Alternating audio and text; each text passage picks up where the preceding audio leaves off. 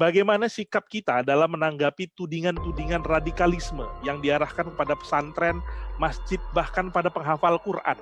Ini lagi hot ini topik ini di dunia maya gitu. Jadi kita sebagai umat Islam, bagaimana kita menanggapinya ini? Kira-kira begitu. Pertama, kita itu harus adil dan jujur. Kalau kita tidak jujur, maka saat itu kita tidak akan bisa memberikan jawaban kepada siapapun yang bertanya tentang ini. Memang ada kesan-kesan radikal atas nama Islam, tapi kan bukan Islam. Anda pernah mendengar bom meletus atas dasar Islam? Di Cirebon ada seorang melakukan sholat berjamaah di masjid lalu ngebom. Pak Polresnya kena. Nah, ini kan atas nama Islam. Jadi nggak pungkiri atas nama Islam, tapi bukan Islam. Nah, maka tuduhan itu adalah ada benih-benih.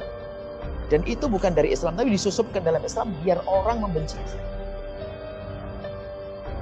Saya berikan referensi tentang Islam itu sesungguhnya seperti apa sih? Islam tidak ngajarkan kemudian jangankan kepada orang Islam, kepada orang kafir pun kita ada adab dan tata. Makanya ada sekelompok kaum muslimin yang dengan kaum muslimin saja nggak benar, bagaimana bisa akrab dengan orang kafir luar Islam? Kita berada dua kutub ekstrim. Adil itu. Ekstrim satu adalah ada orang dengan di luar Islam tidak menganggap sama, sehingga agama bagi dia sudah tidak penting lagi. Ini bahaya juga. Ya. Di sisi lain, kutub yang lain adalah ekstrim tadi. Sehingga kalau sudah ada kesalahan, biarpun orang Islam dianggap caci maki, olok, kafir, segala macam, ini juga berbahaya. Itu sedih. Akan tapi kita adalah di posisi bahasanya, kita dengan orang luar Islam, kita wajib melayani mereka dengan baik sebagai warga kita, tetangga kita, bahkan haram kalau dia sakit tidak dikasih. Tapi urusan agama sendiri. Dia beragama bebas, dia beragama, rayakan agamanya oke. Tapi jangan bawa saya. Tapi saya tidak akan melarang dia. Dan indah kalau dia sakit kita wajib mengobati, kalau lapar kita kasih makan. Di sisi lain dengan saudara kita, jangan gampang mengkafirkan. Jangan karena ini bibit ekstremisme itu dari sana, radikal itu. Kalau orang dikafirkan itu konsekuensi daripada pengkafiran itu apa sih dalam fikih kita? Dia dipenggal lehernya, boleh dibunuh. Kan begitu, karena orang murtad. Dan sekarang begitu maraknya dikit-dikit mengatakan murtad tanpa dan kami pun beberapa waktu yang lalu juga di dalam deretan orang yang murtad kan. Nah kan ini kalau memang saya murtad, jangan pakai media datang ke saya selamatkan, saya pengen selamat. Kalau saya betul murtad, saya orangnya tidak gede-gede amat, saya akan gitu. Artinya gitu. Saya kalau gulat juga kalah saya. Tapi kan saya bisa diskusi. Mana kesesatan saya, mana kekafiran saya. Kalau memang betul Anda menunjukkan kesesatan saya, kekafiran saya, Anda dapat hadiah dari saya. Kan selama ini saya meyakini yang saya pelajari benar. Cuma ini tidak caci maki olok-olokan. Ada surat melayang kepada kami dan sebagainya. Nah model-model semacam ini yang bibit-bibit menganggap orang lain itu adalah enggak, kalau tidak sepaham adalah Anda bisa dibunuh. Kayak zaman Nabi dibunuh Imam Ali bin Abi Thalib. Nah ini ekstrim itu dari situ. Sehingga di sini akan ada tujuan. Jadi yang membuat adalah orang-orang Islam semacam ini. Tapi kalau Anda bersama Islam wasati, Islam yang benar-benar Islamnya Nabi Muhammad, maka Anda akan dituduh dengan radikal. Maka kami sampaikan, tidak usah takut orang Islam dituduh radikal. Saya tidak pernah takut dituduh radikal, karena saya bukan radikal. Saya adalah menjalankan sebagaimana mestinya. Radikal dalam makna negatif ya. Radikal dari makna negatif ya. Radikal sini karena makna khusus ya. Secara lapat. Radikal makna negatif, radikal berontak. Kami tidak pernah berontak. Kami tidak ini. Radikal ini kan dianggap seperti kayak teroris gitu. Teroris begitulah ya. Jadi makna saya radikal makna dikaitkan dengan itu teroris. Jadi memang ada sebagian pesantren yang dituduh semacam itu, barangkali di dalamnya memang ada bibit-bibit tidak menghargai saudaranya yang seagama. Bisa saja semacam itu. Makanya kami ingin diskusi dengan mereka.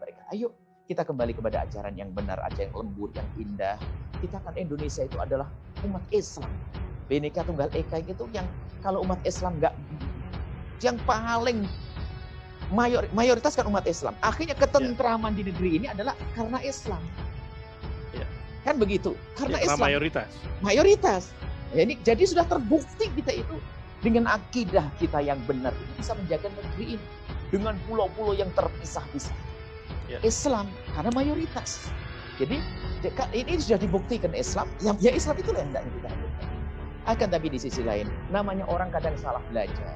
Bahkan mungkin ada di antara teman-teman yang ikut hadir di sini ada salah belajar sehingga ikut kelompok yang mohon maaf dikit-dikit mengkafirkan. Maka ayo kita koreksi kembali. Kita ingin jaga keindahan. Coba Kapan ada sebuah komunitas yang ada orang yang selalu memandang kecil kepada orang lain, dalam bahasa lain mudah mengkafirkan, di tempat itu sudah nggak indah lagi, nggak mesra.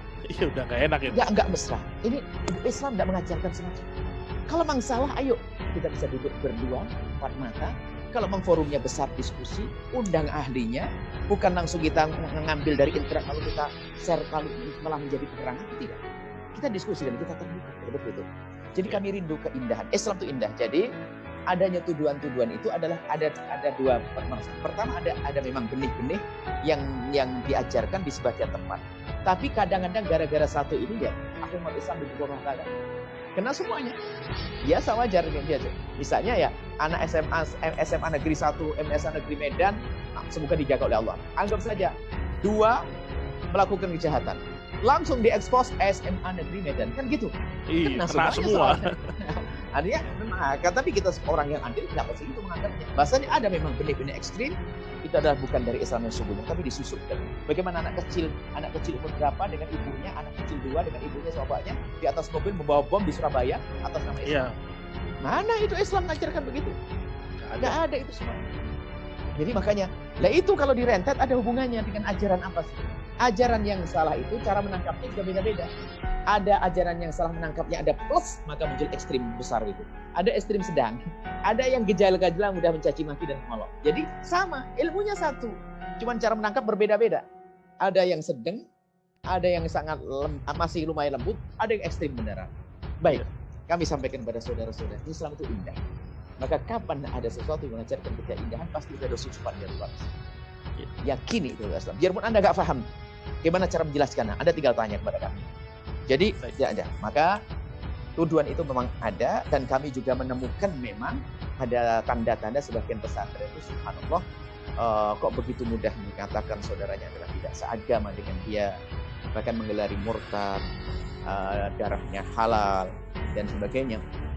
Itu kan juga ada suara-suara tentang kami subhanallah. Jadi ya semua orang bisa, ceramah kami direkam semuanya. Bisa dilacak dari awal sampai akhir. Kita bisa ketahuan dari sisi mana sih saya yang kalau memang salah tunjukkan ke kami, tapi kan langsung dicap. Hanya karena saya pengikuti Muhammad Asy'ari, saya ikut ini langsung dicap salah. Dan ini mudah mengecap ini berbahaya sekali. Baik, perbedaan sudut pandang ini kadang-kadang khilafah ini, khilafiyah ya ini yang kadang-kadang justru jadi diperbesar, diperlebar ya. Padahal khilafiyah itu justru untuk menjadikan kita itu adalah bisa saling mengerti. Akan tapi sebagian orang yang tidak mengerti khilafiyah menganggap orang lain tidak berbeda. Cuman anehnya ada maling teriak maling. Jadi begini, di saat kami menjelaskan ini masalah khilafiyah, ya kan? Malah mereka mengatakan Bu Yayah yang angkat masalah khilafiyah. Loh, saya itu mengangkat khilafiyah agar orang paham ini masalah khilafiyah. Kamu yang menganggap masalah khilafiyah bukan khilafiyah, ini yang salah. Nah ini, di saat kita menjelaskan masalah khilafiyah, maksudnya Anda jangan bermusuhan deh. Ini mazhab Maliki, Hanafi, berbeda. Cuman ini hamba Allah ini yang ditutup hatinya ini, justru katanya apa? Bahkan dalam sebuah diskusi yang sudah diekspos, katanya apa? Ini masalah khilafah diangkat-angkat. Loh, Anda yang tidak mengerti kalau ini khilafiyah. Anda menganggap ini bukan khilafiyah, padahal ini khilafiyah. Dan saya ingin menjelaskan kalau ini khilafiyah, artinya apa? Anda berbeda dengan saya, nggak ada masalah. Cuman dia nggak paham. Jadi menganggap saya harus sama dengan dia. Jadi ada orang tidak mengerti mana khilafiyah. Baik Bu ya. Terima kasih Bu ya. Jadi itu pertanyaan pertama. Ini ada 13 pertanyaan ini Bu ya. Tapi untuk ini masalah ini, Anda sebenarnya orang yang tidak berkecimpung dunia agama, itu cara beragamanya lebih mudah, jujur. Sekali lagi, orang yang berkecimpung di dunia agama harus berpegang benar dengan guru yang benar. Kalau dari basic umum itu lebih mudah karena orangnya insaf. Karena ilmunya pas dikasih begini, namanya imanul ajais, imannya orang-orang awam itu ternyata lebih mudah. Dia berbisnis, tapi di saat dikatakan haram dia di saat ini jadi lembut lebih mudah. Maka insya Allah aman semuanya, jangan khawatir. Hal-hal begitu tidak usah khawatir. Anda insya Allah aman semua.